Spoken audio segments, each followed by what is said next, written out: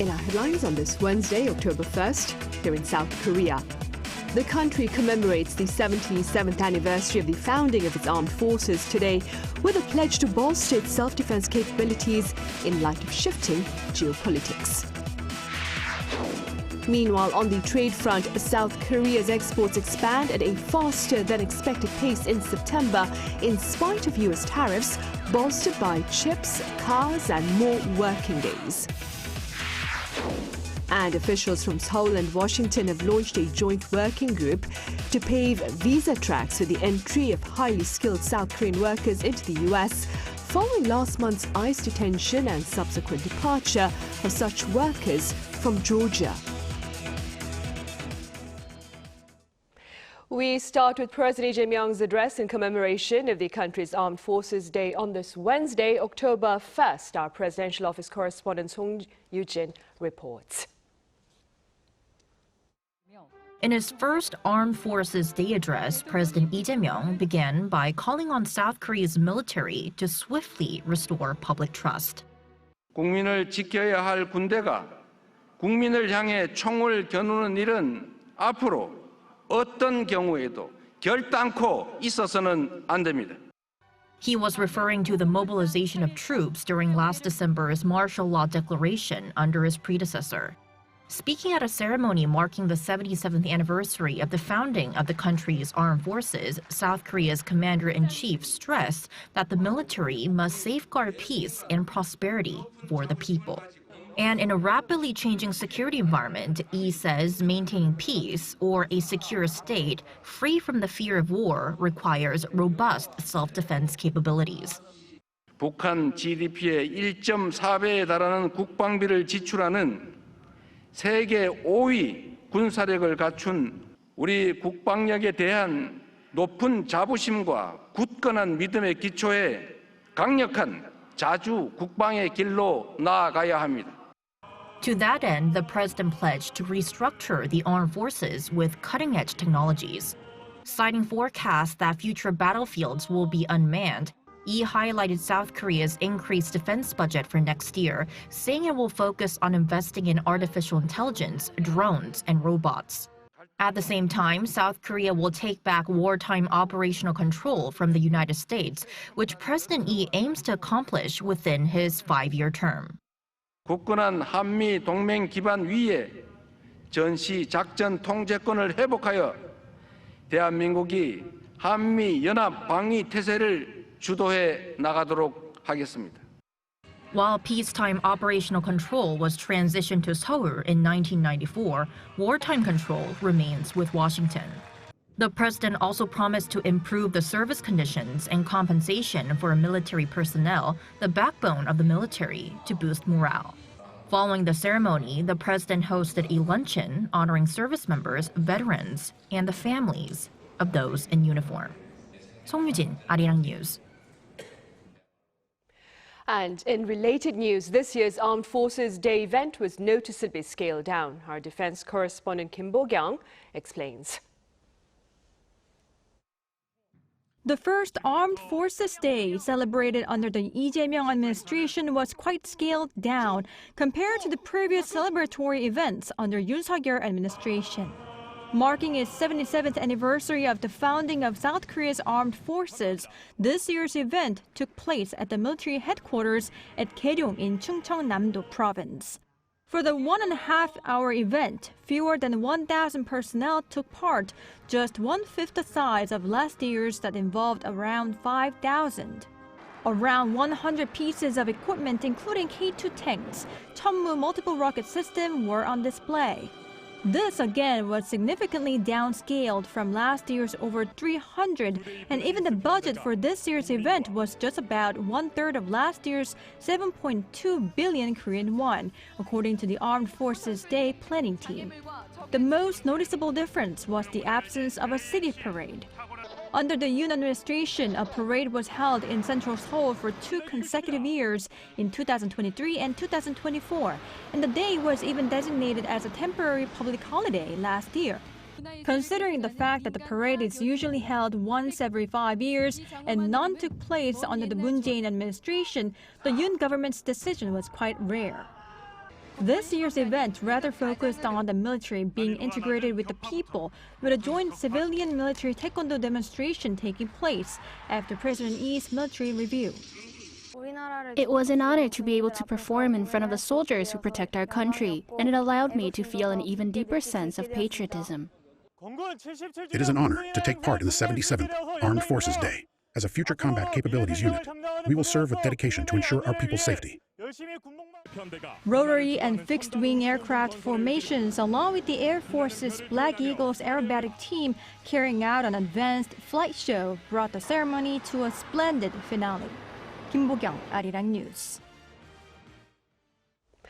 On the trade front, exports soared in September, beating expectations on the back of cars and chips despite U.S. tariffs. In fact, with regard to semiconductor shipments, they posted an all-time high. Our correspondent Kim Do-yeon has details.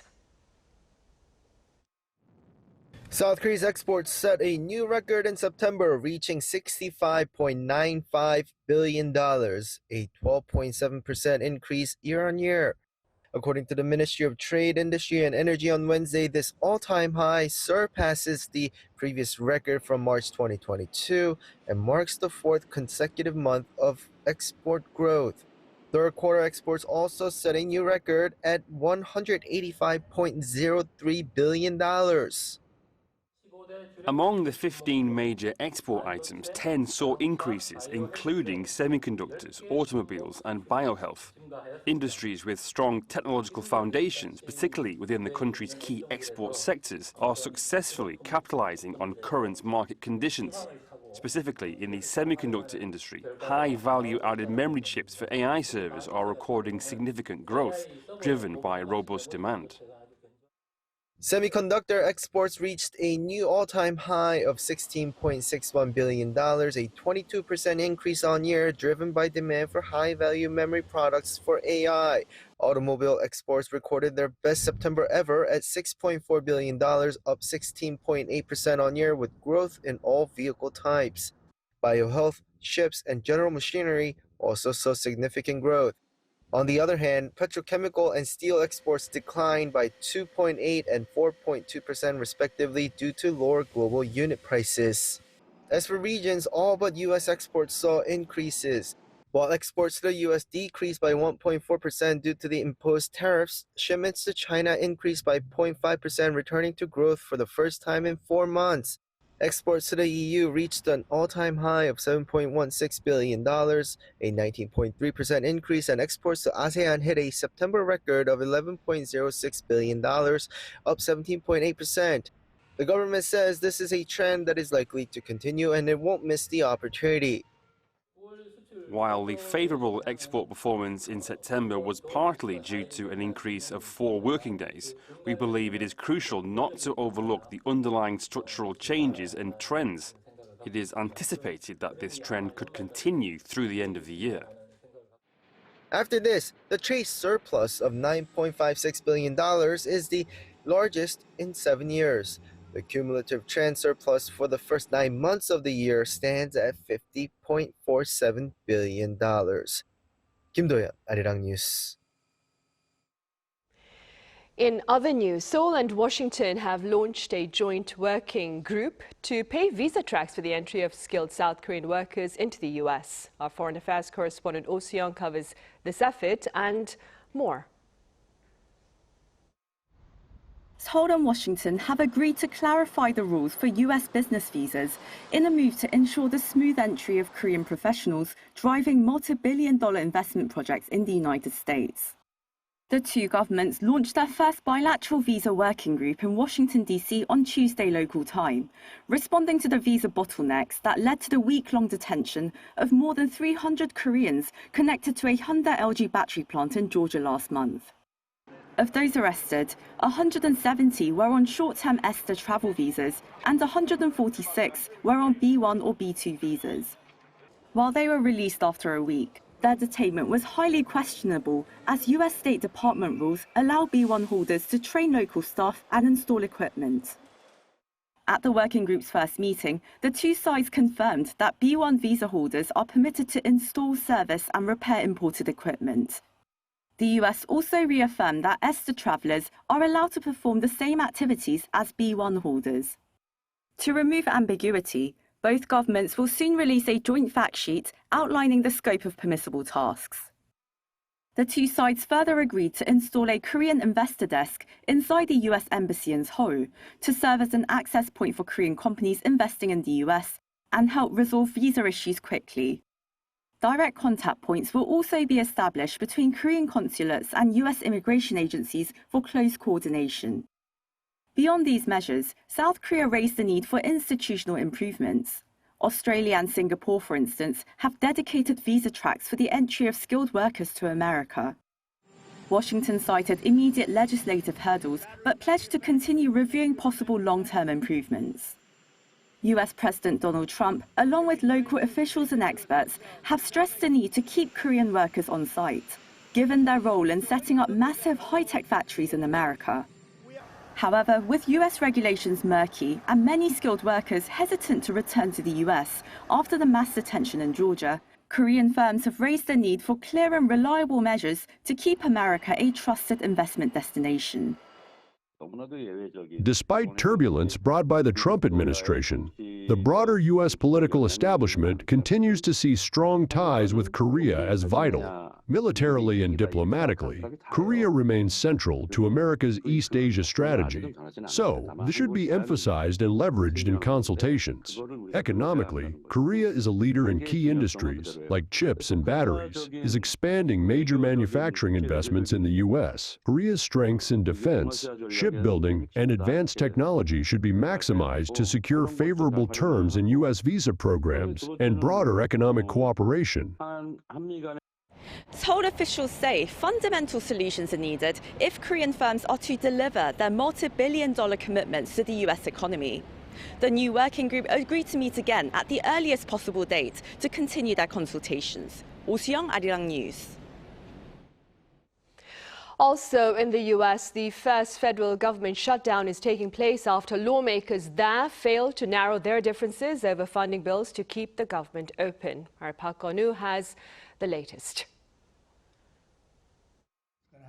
Donald Trump once again faces a government shutdown starting October 1st local time.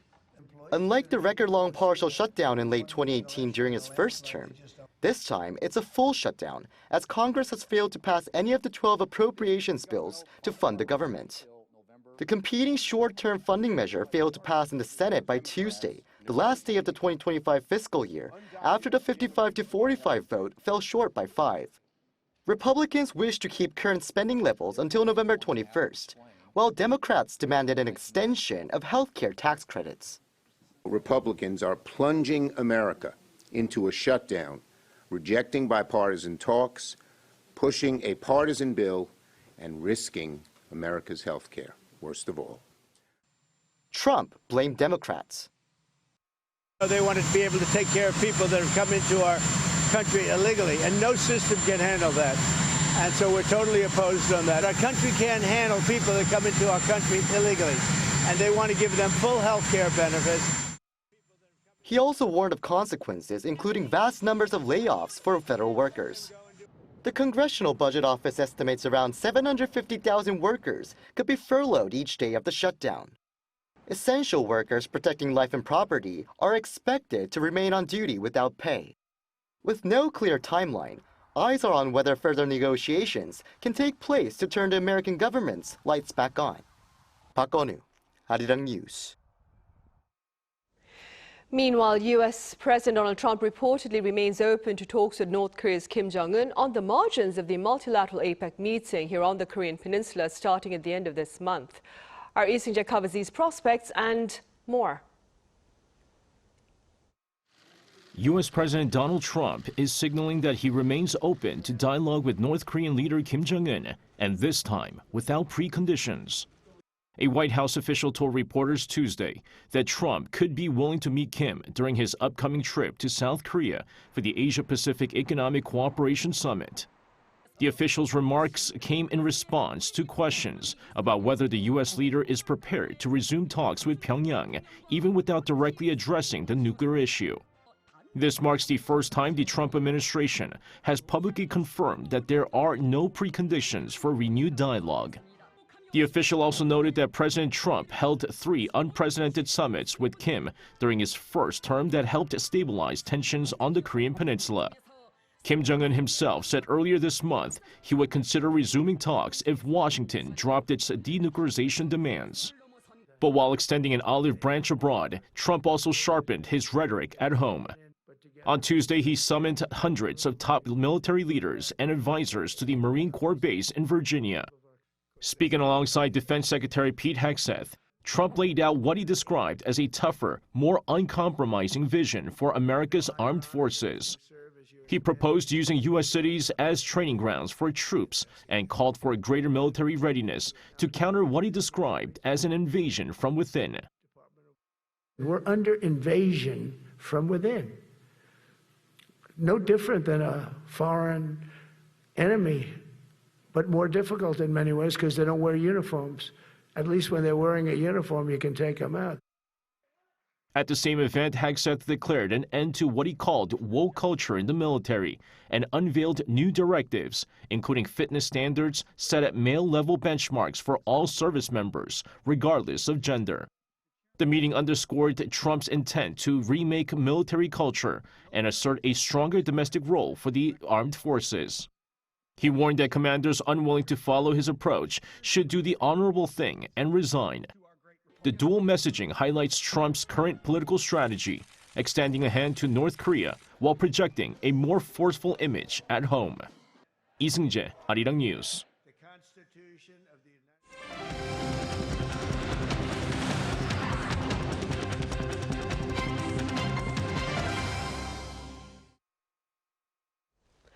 Former Foreign Minister Kang Kyung-hwa has been appointed ambassador to the US. This is according to the Foreign Ministry here on this Wednesday. During her tenure as Foreign Minister, she oversaw South Korea's diplomacy during the first Trump administration. After stepping down from the ministry in 2021, Kang has been heading the Asia Society in the US. She was the first woman to serve as foreign minister in South Korea's modern history and now also the first woman to be appointed ambassador to Washington. A presidential committee on popular culture exchange was launched on this Wednesday to take a listen to the president's remarks at the ceremony.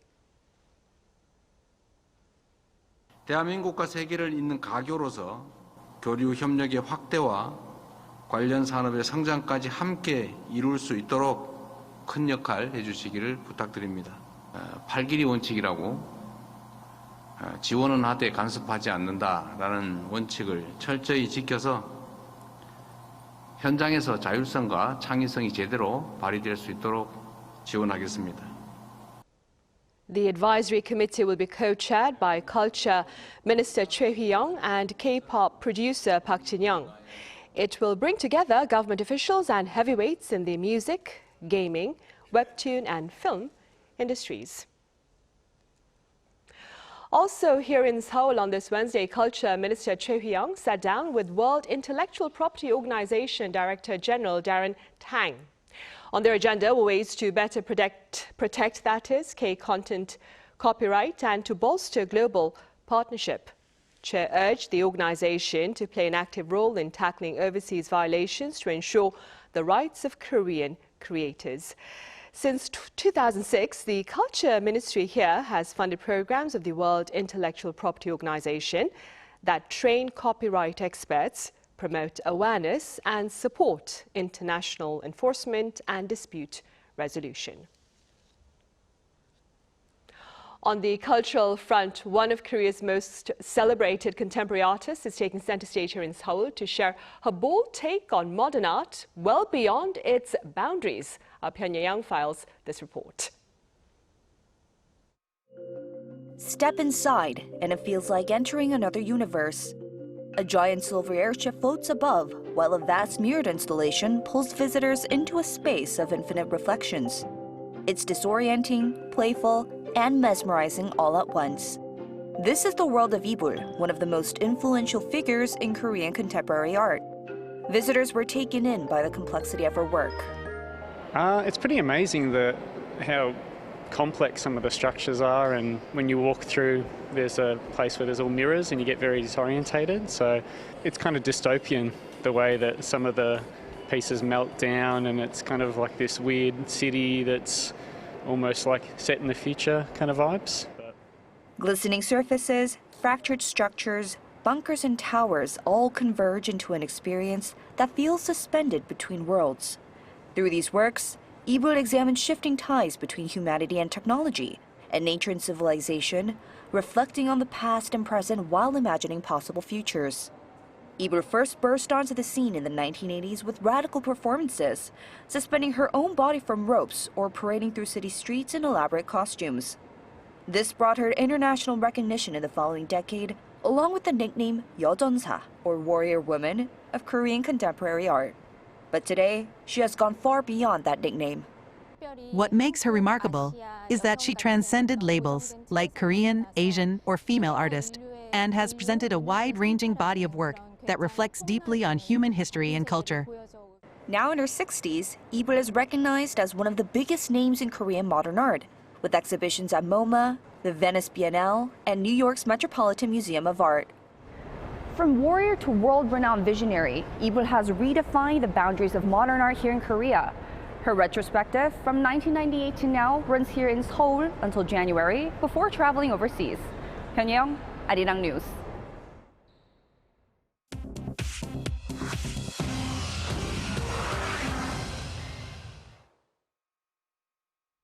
This is the world now.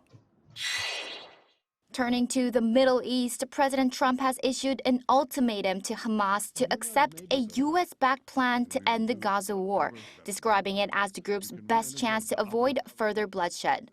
The 20-point framework already endorsed by Israeli Prime Minister Benjamin Netanyahu includes a ceasefire, the disarmament of Hamas, and the opening of humanitarian corridors. The U.S. says it has backing from regional partners as well. Trump told reporters that Hamas has 3 or 4 days to respond or face consequences. Hamas officials on Tuesday said the proposal is being discussed by the militant group. Analysts say it's a high-stakes gamble. If Hamas accepts, it could pave the way for peace talks and international reconstruction aid. If it rejects, Israel could escalate operations and violence may spread further into the region.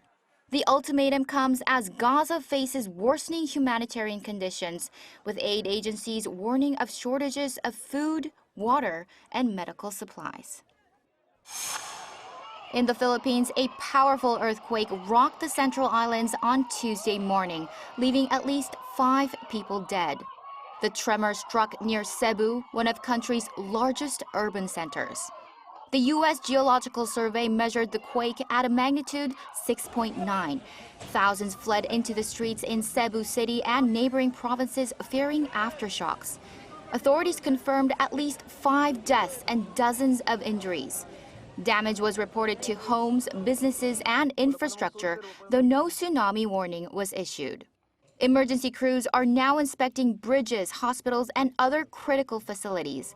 Officials say residents should remain alert as strong aftershocks remain possible. Researchers in Hungary have found that dogs can classify objects based on their purpose. In a study by Eötvös Loránd University in Budapest, dogs were asked to fetch toys labeled as fetch or pull. When new toys were introduced that looked different but had the same function, the dogs still correctly selected the toy based on its function.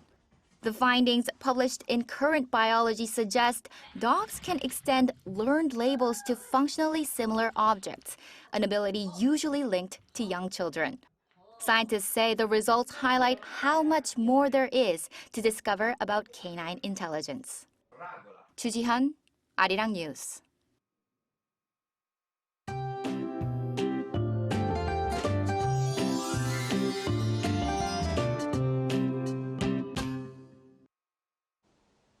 The morning air was cool, but it turned somewhat hot in the middle of the day. Most regions this morning started at around 15 degrees Celsius, but it rose to 26 degrees in Seoul and 29 degrees in Gohung, so the daily temperature range in inland areas widened to around 15 degrees. Let's find out the weather for the Chuseok holiday. Tomorrow night, it will start to rain over Jeollanam-do province and Jeju Island. And on Friday, National Foundation Day, the rain will spread to Gangwon-do province, the Chungcheong-do provinces, and other southern regions. On Sunday and Monday, the day of Chuseok, there's rain forecast for the Seoul metropolitan area and Gangwon-do province. Tomorrow morning, Seoul will start off at 19 degrees, Gyeongju at 15 degrees. Highs will rise up to 25 to 27 degrees all over the country. A lot of rain is predicted around the southern coast and Jeju Island this time. That's all for Korea. Here are the weather conditions around the world.